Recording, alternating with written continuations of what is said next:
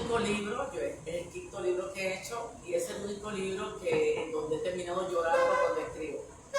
Eso nunca me había pasado. Hay un cuento que se llama El Juego, en donde yo lo que hacía era llorar y llorar. La infortunada historia de Sofía Navarrete también me dolió mucho. De los 16 cuentos, hay 3 que son muy esperanzadores, pero los otros 13 son de mucho dolor. Hay trata, hay femicidio, hay violencia doméstica, hay violencia política. Es el libro más feminista que he escrito. Y aunque todos mis libros han sido feministas, este tiene un contenido muy fuerte.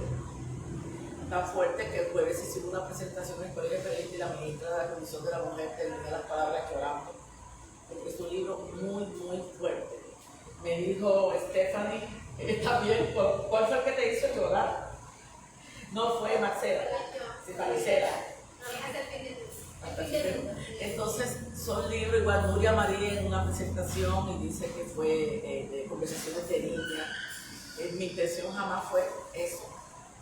Pero sí hay mucho dolor. Una periodista me preguntó sobre todo las mujeres, casi todas las protagonistas son mujeres.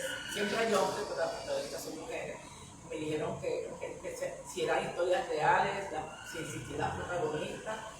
Este libro es 100%, no existe ninguna historia real, ninguna. Pero yo sé que esas mujeres existen aquí o en cualquier lugar del mundo. Estoy segurísima. Pueden ser las hermanas, las primas, nosotras mismas. Pero son historias realmente de dolor y hay algunas que tienen esperanza, que son divertidas, les quiero leer y no voy a terminar de leerlo.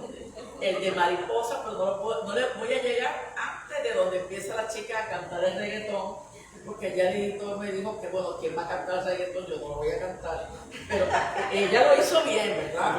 Pero bueno, este tiene, a pesar de que la mayoría son de mucho dolor, sí tiene muchos de ellos el humor que me distingue. Desde pequeña le pronosticaron una vida de fracaso, voluntariosas, tercas, desenfrenadas, libertinas, respondonas y para colmo sabiondas. Así eran las Gutiérrez Ledesma, Marcela la mayor y Marlene la menor, las M y N. Y las mierdosas son algunos de los sobrenombres asignados por sus detractores. Solo la profesora de español, Caro Bermúdez, las llamaba mariposas. No había escándalo y pleito en el colegio y el vecindario en que no estuviera inmiscuida una de ellas. Por eso, cuando se corrió el rumor de la existencia de una estudiante embarazada, todas apuntaban a las chicas malas. Lo que fue desmentido el día que Teresa, la más mansa y mensa de todo el grupo, que en un poco tiempo había aumentado de peso por un desorden de la tiroides, al dirigirse apresurada al baño no aguantó y presuntamente se orinó en el pasillo, cuando realmente se trataba de líquido amniótico que se escurría por sus piernas advirtiendo el parto inminente. Ambas son extrovertidas, muy parecidas físicamente, aunque una le lleva a la otra 10 meses de diferencia en edad.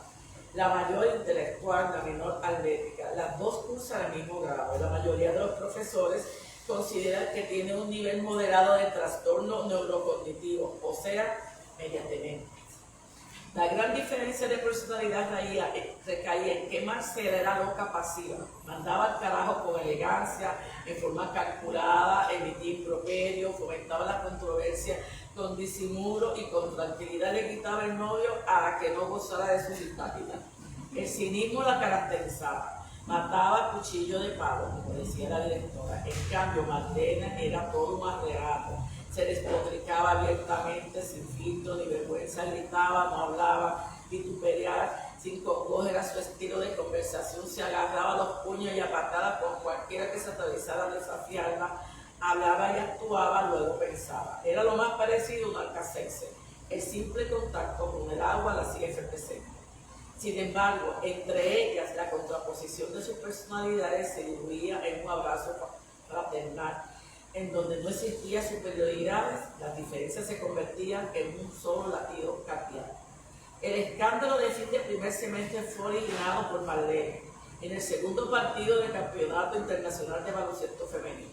Ella estaba driblando cuando una del equipo opositor cometió falta personal al dar un codazo por la costilla en un intento de robar el balón. Minutos antes, la misma jugadora le había obstaculizado el camino en el momento en que iba a avanzar. El dolor provocado por el golpe fue tan grande que cayó desplomada al suelo. El árbitro interrumpió brevemente el partido para socorrer a la jugadora. En 11 segundos ya estaba lista para volver a la cancha. La mirada fulminante de Marlene hacia la contrincante presagió el epílogo de la competencia. Una vez concluido el partido, con una pequeña toalla se secó el sudor, la tiró en una banca y se dirigió hacia la ofensora que estaba de espalda, celebrando el triunfo. La agarró por la trenza en forma de cola de pescado, la tiró al suelo, le confirió una patada en el abdomen, la levantó sin soltar la trenza, le aplicó y al estilo luchador una patada voladora que la devolvió al vinilo deportivo.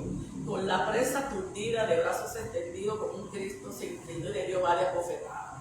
En ese momento, árbitros encargados de seguridad sujetan a Marlene. Uno de ellos le aplica una llave en el cuello, sleeping hold, para apaciguarla. Las compañeras del equipo llevaron a la jugadora apabullada y corriendo se la llevaron exportada a la buceta, gritando como desquiciada: "Hazla activado, que ahí viene la novia de Chu".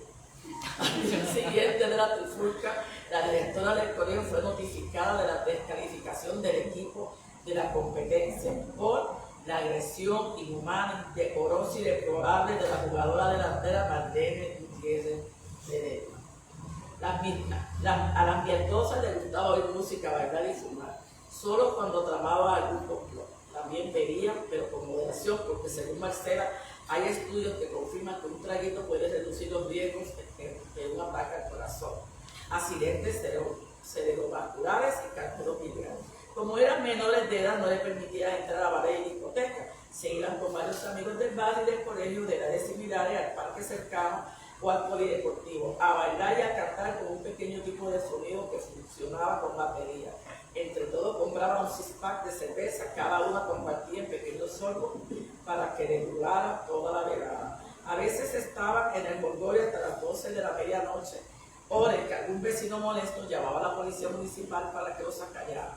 Cuando veían las luces azules parpadeantes, el carro policial apagaba el aparato sonante, guardaban silencio y se marchaban apresurados caminando hacia sus casas.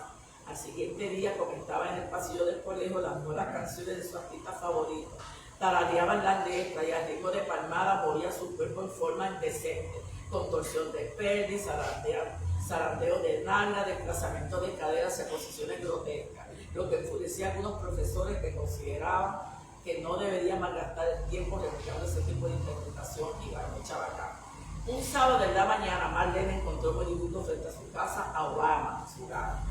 Había sido envenenado. Los síntomas eran inconfundibles: tos, babeo, diarrea y vómitos. Inmediatamente, con cigarrillo en mano, trazó un plan para encontrar a la persona causante del virocidio. En un cuaderno anotó todas las casas con los nombres de los que vivían en ellas, dentro de un predio de 5 cuadras alrededor del siniestro. Con una cruz sobre el nombre, iba eliminando las residencias que tenían gatos, pues parecían demostrar la ausencia de aversión hacia los pequeños felinos. Redactó un despliegue de preguntas camufladas, ayudada por su hermana con metáforos y algoritmos, que aplicó a los residentes para conocer, a través de sus respuestas, la posible existencia de alguna patología relacionada con agresividad y maltrato. 3 personas fueron sospechosas, no podía identificar a la responsable. Decidió hacer una campaña anti-maltrato de animales, pero no se trataba de un esfuerzo en promoción o enfoque de educación pública y frases emotivas para la protección y el cuidado y rescate de animales, como lo harían los grupos animalistas. Todo lo opuesto. Durante 3 días, a las 7 de la mañana y a las 7 de la noche, Marlene caminó por el vecindario con un megáfono, transmitiendo una sarta de insultos y afrentas con amenazas como ojo por ojo, cuando descubrió quién mató a Obama. Me pone la risa porque hubo Obama en mi casa. Seguida de quejas y lamentos acerca del dolor que le había causado la pérdida de su gato y lo siniestra que sería su venganza. Al cuarto día, 10 minutos antes de que se lanzara con el micrófono a la calle, Un representante del orden público le esperaba frente a su casa con una notificación de cese y desistimiento, exigiendo que detuviera de inmediato su comportamiento considerado ilegal. Ahí lo dejo. ¿Quiere que cante una canción?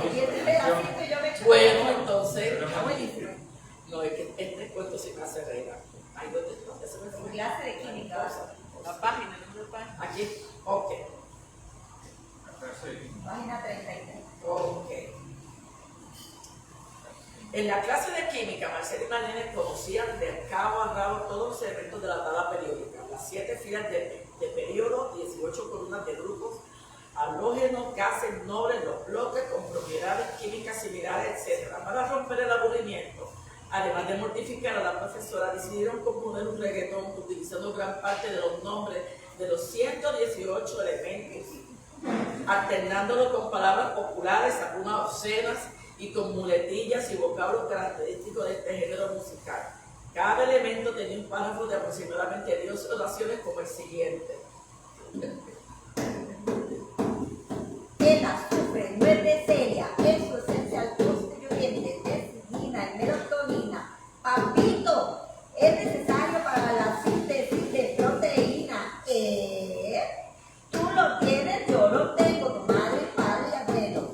Prostitutas y cualquier persona que ande moviendo el culo como ambulante, reconfortante y edificante. Es antibacteriano, antiinflamatorio y hasta fertilizante. Para cosechar muchas plantas, incluso marihuana y coca para traficantes. Es ingrediente de pólvora, de fósfora, insecticida, exfoliante, laxante, para quitar el estreñimiento y enrojecimiento y un buen tratamiento. Te lo juro por mi gato muerto que no miento. No.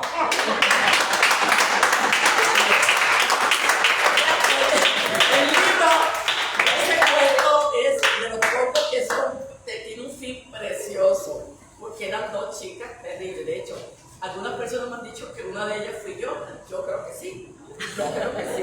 Cuando yo tenía 14 años tenía un novio de 20 y la vecina de mi mamá le dijo que yo iba a ser puta. Y yo era muy parecida a ella. Sin embargo, fui de todo el grupo y de toda la calle la niña brillante, porque siempre fui estudiosa, pero yo era terrible. A los 13 años usaba pestañas postizas que me llegaban a la frente. Entonces yo creo que sí, que hay algo de mí en la CMM, la mierdosa, pero bueno, no le cuento más. Y ya para terminar, y que sigan comiendo, tomándose su cafecito y bocadillo, el libro tiene, y siempre lo digo, a pesar de que es un libro muy feminista, porque defiende los derechos de la mujer, pero siempre me gusta aclarar que el feminismo no tiene que ver nada en contra de los hombres, nada. Yo soy una feminista inclusiva. Uno de los cuentos, que no voy a decir cuál es, la protagonista de una mujer trans, y de hecho fue dedicada a la fundadora de Transvida, que murió hace aproximadamente 8 meses, a la que yo le hice una promesa que no podía cumplir, que es tratar de que las mujeres trans puedan trabajar fuera de la calle. Se dice que más del 95% de las mujeres trans viven de la prostitución porque nadie les quiere dar trabajo. Además, existen unas 380 mujeres trans muertas al año. El 70% son muertas, son asesinadas en el Caribe y América Latina. Y soy de las que considero que la preferencia sexual no tiene que ver nada, la sexualidad no tiene que ver nada con los trabajos. Me hice la promesa de tratar de acomodar a algunas mujeres trans. Según yo no lo pude cumplir. Traté de hablar con amigas mías, gerentes generales, dueñas de empresas, pero si hay una resistencia, porque el argumento es los empleados, la empresa es grande, el argumento es los empleados no están preparados para tener una compañera trans. Y si es un comercio como este, bueno, el público no está preparado para tener una persona trans. Sin embargo, ya McDonald's tiene a la primera mujer trans trabajando, así lo logró antes que yo. Así que ya por lo menos existe una mujer trans trabajando en un lugar que no sea en la calle. El libro habla también de la trata, violencia doméstica. Hay Es la primera vez que escribo microcuentos. Hay 3 cuentos que son pueden tener que 8 líneas. Todos los cuentos son ilustrados. La artista es una muchacha sumamente talentosa, Iris Acevedo, trabajó conmigo hace 30 años. Cuando trabajó conmigo hace 30 años, estaba recién graduada de Cobao, que está encantado. Ella dibujaba y yo siempre decía, tienes talento, y ella ha hecho exhibiciones, y ella fue la que captó la esencia del libro perfecta. Yo sencillamente le decía, este personaje es así, o este es el tema central, y escribía 3 líneas, y ella dibujaba a la persona, sin pecado concebida. Aparece el dibujo de la monja, de María Eugenia.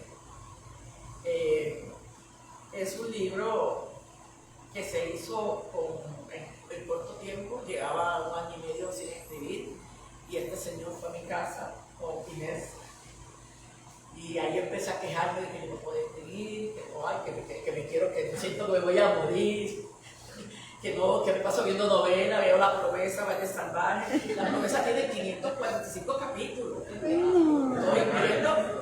Estoy que 1 año y medio que no quería escribir, viendo novela y haciendo nada.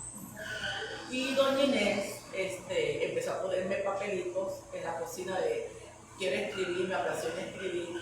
Y el fulano que está aquí al lado me dice, yo le voy a leer los cuentos. Yo me di cuenta que yo no estaba escribiendo por una sola razón.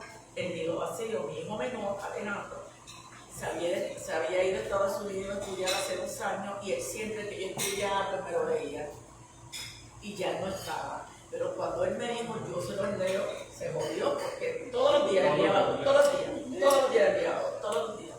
Así que este libro, excepto Sin Pecado Concebido, que sí se escribió hace como 2 años, y que Bernie me dijo que debió ser una novela, porque ya verás el final que tiene, es muy bonito, es un cuento un poco diferente.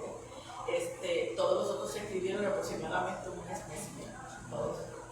Hasta que dije, hasta aquí termino, y es la primera vez que incursiono en microcuentos, que es bien difícil escribir microcuentos. Porque tienes que decir en 5 líneas lo que podías decir en 10 páginas, 5 páginas, así que, y lograr hacerlo y que no sea ese un cuento. Y me llama la atención que el jueves, esta es la tercera presentación que yo hago, el jueves pasado, que estuvo Nuria María en la presentación, entre otras personalidades, como la ministra de la Comisión de la Mujer, el presidente de periodista, etc.